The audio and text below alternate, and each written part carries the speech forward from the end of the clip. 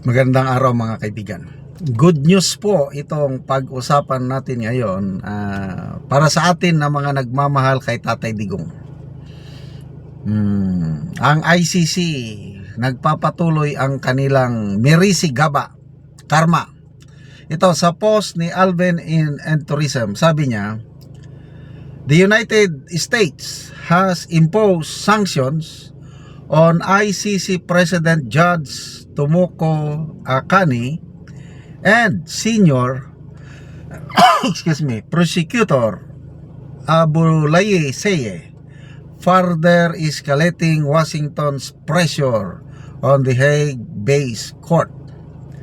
The sanctions effectively freeze any assets under U.S. jurisdiction and generally prohibit U.S. persons and companies from conducting transactions with them.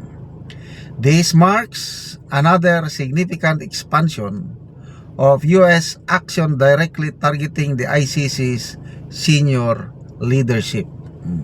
So ito, mayroong shiner dito na U.S. News. U.S. sanctions International Criminal Court President and Prosecutor. Yan ang sinasabi natin, Merisi Gaba. Kinakabahan na sila ngayon kasi itong ICC President Judge na si Tomoko Akane, I think she's a Japanese lady.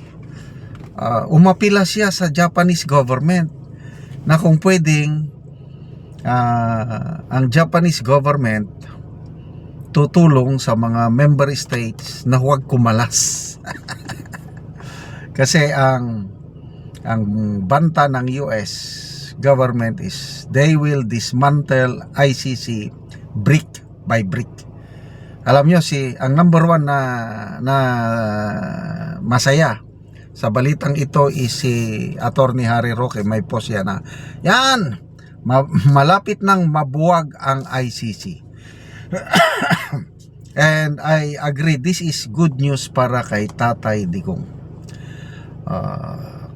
Kung tinatanong ako ng aking mga kaibigan, kumusta si Tatay Digong? Makakalabas pa ba siya?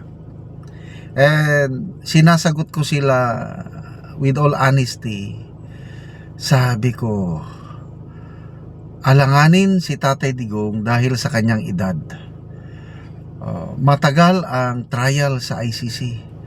Average, abutin niya ng 10 years. So, after 10 years, buhay pa ba siya?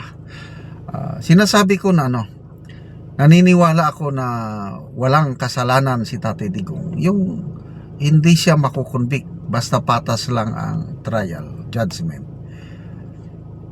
Mananalo siya sa kaso. Kailang ang kalaban niya is edad, yung kanyang pero mo after 10 years, ngayon is anong edad na ba niya? 81? So naka 1 year mahigit na siya. 90? Buhay pa ba siya by 90? I hope so.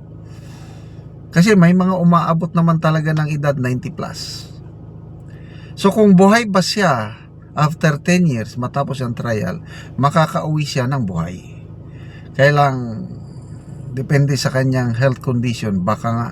So sinasabi ko sa aking mga kaibigan, let's prepare ourselves. Dahil sa matanda na si Tatay Digong at sabi nga ni BP Sara, may mga sakit na siya. Nagkakaroon siya ng skin sores. Yung balat niya pumuputok na lang kasi nga lack of mobility, siguro nakahiga lang or ano. May nakita akong post ng mga kababayan natin na palaging nagbibisita sa ICC The Hague. O yan, sabi nila. Si Ma'am Hanilet Abansinya, nakita, naglalakad, papasok sa ICC para bisitahin si Tatay Digong. At ako natuwa. Maganda yung ginagawa ng Duterte family. All year round, meron silang schedule na pagbisita kay Tatay Digong. Diba, bago lang si BP Sara galing doon. So pag uwi ng isa, mayroon na namang darating. Kaya everyday, mayroong nakakausap ni Tatay Digong na member ng kanyang family. Which to me that's good kasi kung walang bibisita sa kanya, lalo siyang ma-depress. Mayroong nabasa kong article na sa survey, no? Sa mga preso during their time of incarceration, mag-average lang 2 bisita lang ang meron sila habang sila'y nakakulong.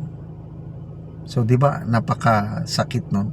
Mabuti kay Tatay Digong dahil mahal siya ng kanyang pamilya. Kaya, ayun, 2 mahal niya sa buhay, si Ma'am Elizabeth, Ma'am Abansenya, ayun, may kanya-kanyang schedule. Mga anak niya, mga apo niya, kanya-kanyang schedule. So, at least nabibigyan siya ng yung hindi siya maging lonely. But then, balik tayo sa ICC, naniniwala ako na itong ginagawa ng US, it will bear fruit later on. Talagang determinado ang US government na i-dismantle ang ICC. So, hopefully, 4 to 5 years from now, wala nang maiwan o kakaunti na lang maiwan na member ng ICC. Unang kumalas na is Venezuela. So, I hope marami pang Tapos ito, yung mga sanctions, yung mga financial transaction nila malimit, di wala na silang pang suporta. So, when that time comes, mapipilitan sila na i-release ang ating minamahal na Tatay Digong. So, balik tayo sa gobyernong ito. Kung mayroong ginawa ng gobyernong ito na hindi ko makakalimutan, yung nandyan yung galit ko, dismaya, yung ginawa nila kay Tatay Digong. Bahala na sanang may flood control scam dyan o ano-ano pang nangyayari. Huwag lang sana nila itong dinala si Tatay Digong sa napakalayong lugar. Kung ikinulong nila dito sa Pilipinas, okay lang. At least madalaw natin, di ba? Gustong-gusto kong dalawin siya sa kailang, I don't know kung kailan.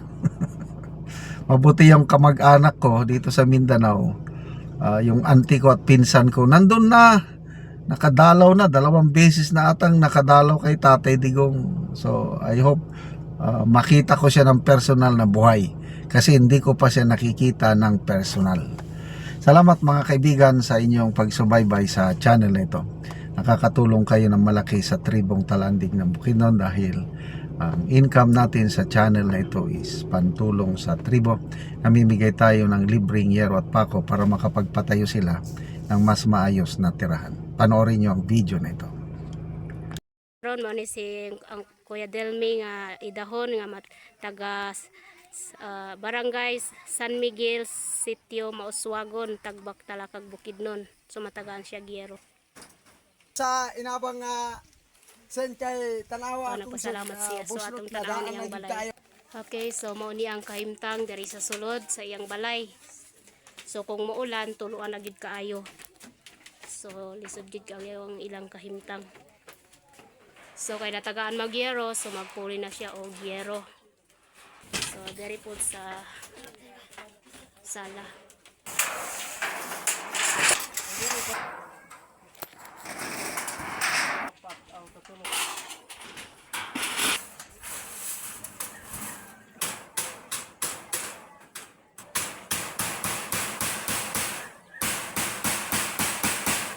Karon humana ang yero nga nahatag ni Kuya, so napulo ni Kadijis ang nahatag sa iyahang nga yero. So na humana gyud og taod ang yero. So karon Kuya, unsa imong masulti nga nahumanag gyud og atop ang imong balay nga natagaan gyud kag yero. Dako gid kayo akong pasalamat sa Ginoo kay nahatagan ko ginabang na sin. Kay ang akong atop wan na gyud kaya na tuluan na og ulan. So pila na ni katuig Kuya ang imong balay?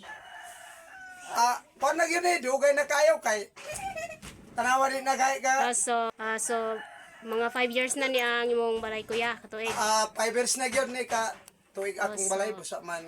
So na kay anak Kuya? Naa. So na kay mga eskwela na? O pat ka mo tulo ang eskwela. So unsa imong panganabuhian Kuya?